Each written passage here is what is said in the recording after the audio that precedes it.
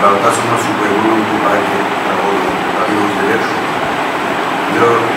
موږ د پریس کانفرنس په وړي دوه ټول چې موږ تاسیا موږ ته دا وایو او په هغه کې ځنا پن او هغه کې ځنا دې د چې کوم شاف سي الیکشن دا ولاړو کې ماست نانی ورته فیصله کړو هغه کې قانون دی پولیس ته د خوشما بنا به منل احتجاج کا زدي علامه مطلب شي کبیره هغه جرګه شوکت خان شهید خان چې موږ د حسین سلیمان باندې او تاسیس باندې وزرا مجبور سي او کلانیش د موسلان سي باندې داو او هغه د دې څه چې موږ یې څنګه کوو هغه چې د ما بچي استعمال کې توصل سكي أو فيصل اللي جاوب يوصل طبعا أظن الجاي لكن يوحنج اللي جاي أو أسمع اليوم قليلا نوبي أنا نقول شو أقول الجاي جاي بعدين جماعة السلام عليكم ستيج من مشاركة جماعة السلام عليكم أول مو زاد شهاب خان دير شكريا داكو وتدود مشهد دادا رسياب خان چونکه په 2013 کې کوم نور دي پارټي کې کوم کمپین کوو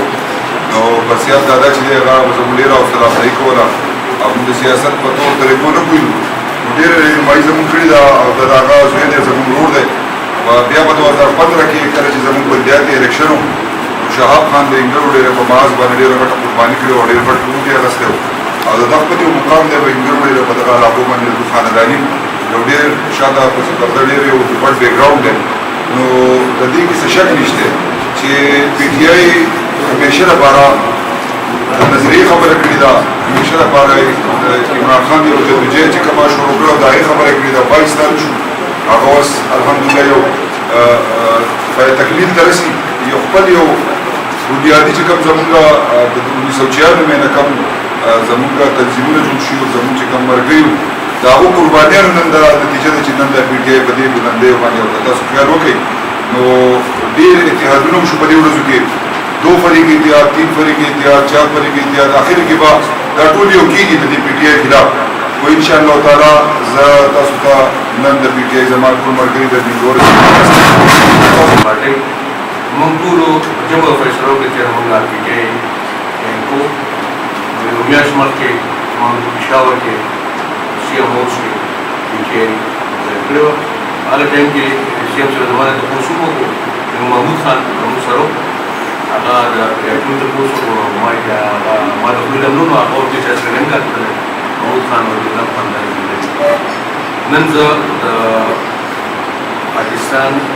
پی ټی آی پلیټفارم نه د دې نومونو د کشر د پی ټی آی سره موږ ورکړل نو د بیا